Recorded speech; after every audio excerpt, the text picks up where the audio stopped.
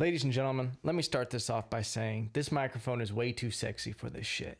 This sexiness is brought to you by Vanguard Audio Labs. It's almost too distracting, you know? It's just like a pair of tits in your face. I digress. UFC 232, we're going to break down some of my favorite fights. I don't want to go through the whole goddamn thing. I ain't got time for that. But I see a couple opportunities to make good money. And at least just enjoy the fights and go into it with a little bit of analysis. And who knows, if you're at Wild Wings, you can throw out some random shit that I said, and maybe I'll make you look cool. Maybe I'll make you look like an idiot. Let's find out. Before we start this episode, it is brought to you by Adidas. They're not an official sponsor. I just like to wear their shit. So use the promo code at checkout and save on your purchase. All right, I have the card pulled up here. And this whole thing is surrounded by controversy. You remember back in the old days of the UFC where they would name cards and it would be like UFC 23. This time it's different. This one would be UFC 232. John Jones let us down again. I could just repeat what everybody else is saying about picograms and Olympic-sized swimming pool and blah, blah, blah, 18 months later, and was he cheating on every fight and how bad he looked against OSP. But let's not do that. Let's actually talk about this card. A few key fights that I actually am excited to see. Real quick, why is BJ Penn fighting? Like, what? I didn't know that was happening. Like, it's such a weird thing to see BJ Penn still fight. Like, that just, it's odd to me.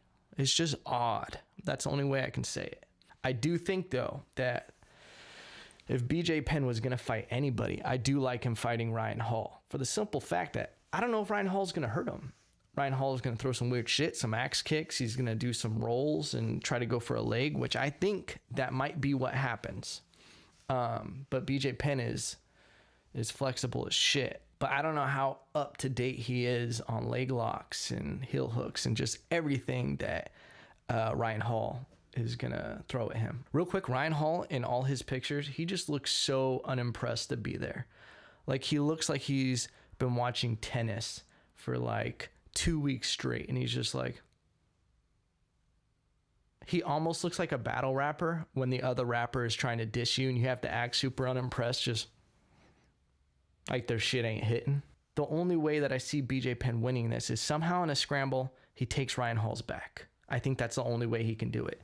So if BJ Penn does win, it's going to be by a rear naked choke. But I see Ryan Hall winning by some kind of ankle lock, something to do with the lower extremities. But I also see him winning a decision by points.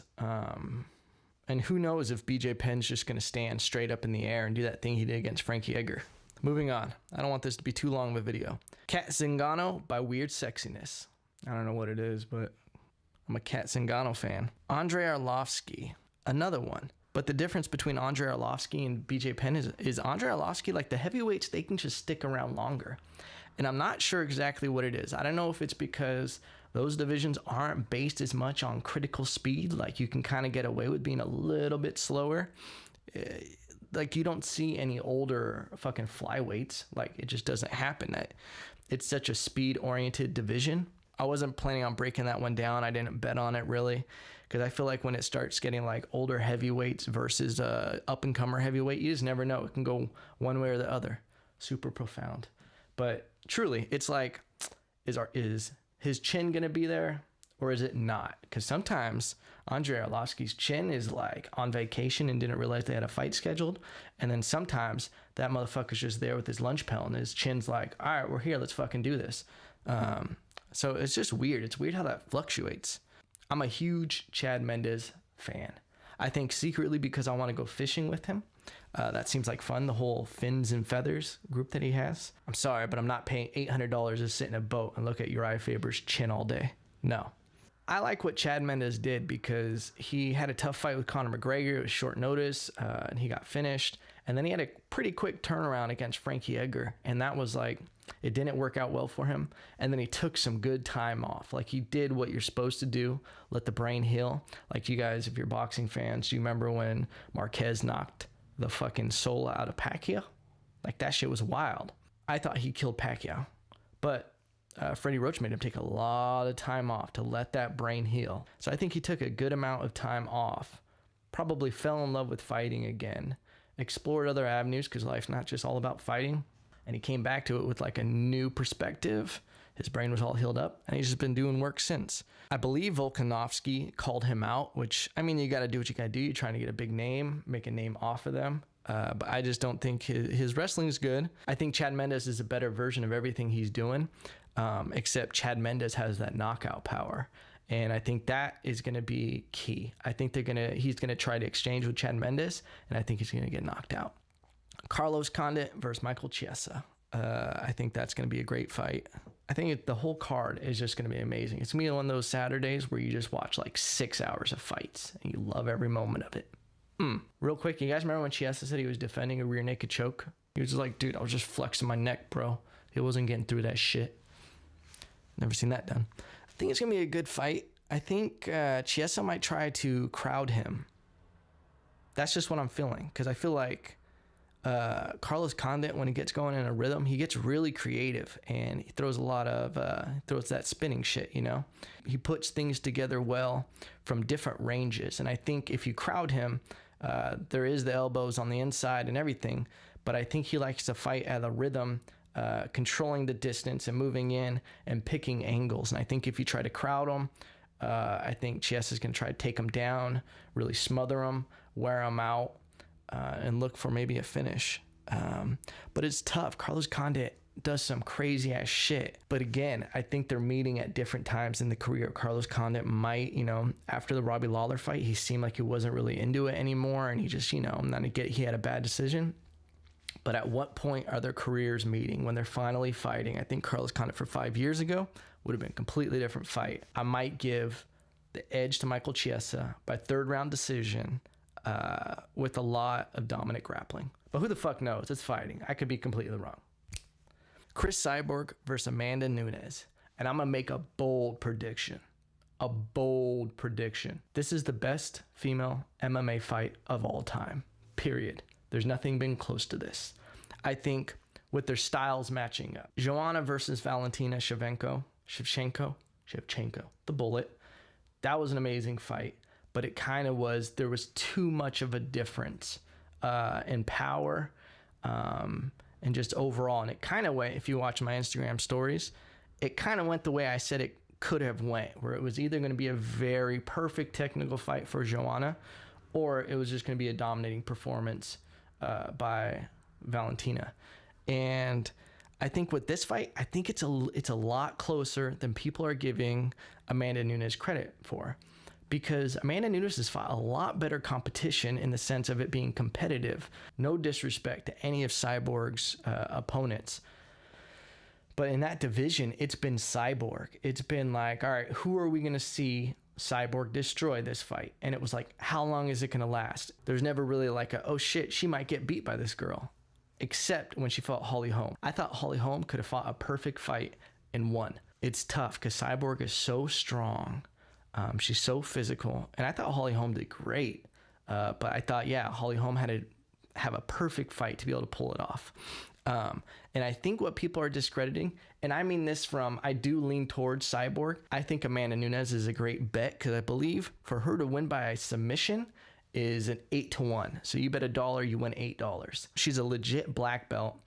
And her striking is on a level that I don't think Cyborg has seen much of that in competition. She fights very accurate. She's fast. I think the speed advantage is going to be on her side. I think she puts combos together well. And I think that she's definitely going to be faster. And I think she's going to be able to throw Cyborg off a little bit with her movement. And I think it's going to be, she throws straighter punches. And sometimes Cyborg really likes the overhand right. And I think that Amanda's not going to be there for it. Watch me be completely wrong, and it's just a overhand right knockout, round 1. Cyborg is insane. There's a reason why no one wants to fight her. She's so big, she's dominant, and I think it definitely, you have to lean towards the champion in the division up, just based on the fact that they are bigger, they are stronger, and she's been dominant for so long. I think she has one loss, and that was like way long ago. I think it was a knee bar. Some kind of heel hook. But I think Amanda Nunes is a legit black belt. And with Cyborg's stand-up being so dominant, I think she's going to try, get her up against the cage, take her down, go for a submission. So I think a great bet for that fight is either bet on the draw, because I think it's going to be close. So bet on the draw, or bet on Amanda Nunes with a late submission. I think round 4, we're looking for a submission, or round 3, or round 2, 1, or 5. But I really don't think Cyborg knocks her out. I don't see it happening. Could, but I just don't see it. And now, here we are. Main event of the evening. John Tyrannoball Jones versus Alexander. Okay, John Gustafsson. Their first fight, I was like, okay, we're going to watch John Jones just destroy this person. Gustafsson hadn't been on my radar in a sense of like, this is someone who's going to really challenge John, because John's just steamrolling through everyone. I was very surprised after the first round, and I was like, wow, all right. I thought he kept the distance well, made John seem a little impatient in the second and third, if memory serves me correct. And in the 5th round, I think John did take over by the 5th round, and it was very close. It could have been a draw. I wasn't crazy upset that John Jones won. There's so much controversy around this fight. What's interesting is how long it's been since their first fight. They both have time off. They both fought a lot of other people. It's not an immediate rematch, so we're not going to like run it back the same.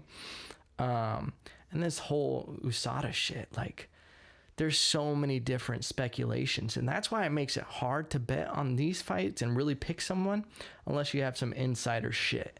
Because is John Jones clean? Is he microdosing? Has Gustafsson gotten better, which I think he has. I think that Rumble knockout was very rough. And I just think fucking John Jones is like a weird sociopath. He just weirds me out with his Christianity and just like wanting to be a good guy. Did you guys see the press conference where he just fucking is telling everybody to let the women speak and then is constantly interrupting the women reporter? That was some weird shit. There's just so much weirdness about John Jones. He reminds me of like a vampire. Like he's just like, hello, how are you? God bless you. But you're like, there's something off about this dude. You just don't trust him. He's like that dog that's looking at your dog sideways at the dog park, and you're like, keep my eye on that dog. It's crazy. Like where there's that much smoke, there's gotta be a little bit of fire. Like microdosing is real. His brothers are in the NFL. His brother's gotten popped for steroids. He had clean tests, and then he had a dirty one like that, stored in his fat, the metabolite, the picogram, just decided to come out at that moment right before the fight. Or was he microdosing? And the fact that they can't tell the difference between ingesting it recently and what's the old one, it's just there's so much weirdness and tainted around this fight. As a betting perspective, I don't like to bet just straight on who and who, because sometimes the odds aren't good enough to make enough money. It's a slow burn. I like to go for the gusto.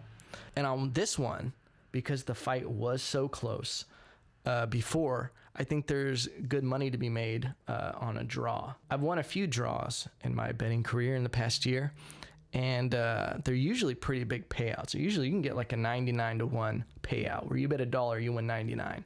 That happened the first time I bet $1 on a fight, and I was like hooked like John on cocaine on betting on draws. You bet $1 on Alexander Gustafsson to win in the 5th round, you win $30. It's a 30-1. I like to bet on rounds, and I like to bet on how they'll win by. So I won $17 off of $1 on the Max Holloway fight, because I believe I bet $2 and I won 17 on the Max Holloway for that particular round. He won in the 4th round by stoppage. And that's a safe way that I hedge my bets, is that I'll bet if I think it's going to be a late knockout, I'll bet the 3rd, 4th, and 5th round.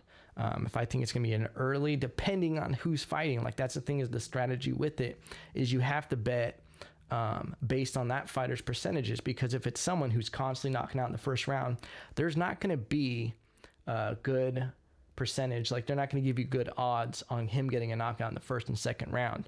You got to go later in the rounds. And if you think someone who does finish, you can look on SureDog, shout out to SureDog, and look at what rounds they're finishing people. You can hedge your bets that way. And I like to blanket out my bets on different rounds, different fights. That way, so usually I always at the very least make my money back. But overall, speed run through my picks. I think on the main event, we're going to get Gustafsson. I want Gustafsson to win. I think that's just would be great overall for the whole storyline. I'd like to see Amanda Nunes with the upset. Even though I love Cyborg, I'd like to see Amanda Nunes with the upset, become the champ. I think that everybody is overlooking Cyborg versus Amanda Nunes. Like, this is the best female MMA fight of all time, period. There's nothing that's been this good. The sport has been developing on women's MMA so much that this is finally an amazing fight. I think this is going to be what people wanted Max Holloway versus Brian Ortega to be. Everybody thought that, which in some ways it was a young champion in their prime versus a young contender in their prime. I think Brian Ortega was kind of pushed into that spot. He is amazing. He's so amazing, but I don't think he's on that level yet, which is why I bet late stoppage on Max Holloway. So I'd like to see Amanda Nunes by submission. I'd like to see Carlos Condit get the win, but I'm giving it to Michael Chiesa. And I see Chad Mendes winning by second round knockout. I think Andre Arlovski versus Walt Harris, we're going to get Walt Harris with a finish, second round. Or Andre Arlovski with a third round decision. But I think it's going to be Walt Harris. And we're going to get Ryan Hall by unimpressed with you leg lock. Let me know what you think. Let me know if I lost you bountifuls of money. Things are going to be developing in here. But for right now, this will work. If you're going to make picks, what you think is going to happen, but make sure you do it before the fights start. We don't need the bullshit of you coming in tomorrow and pretending you're a goddamn wizard predicting the fights. All right. Until next time, I love you.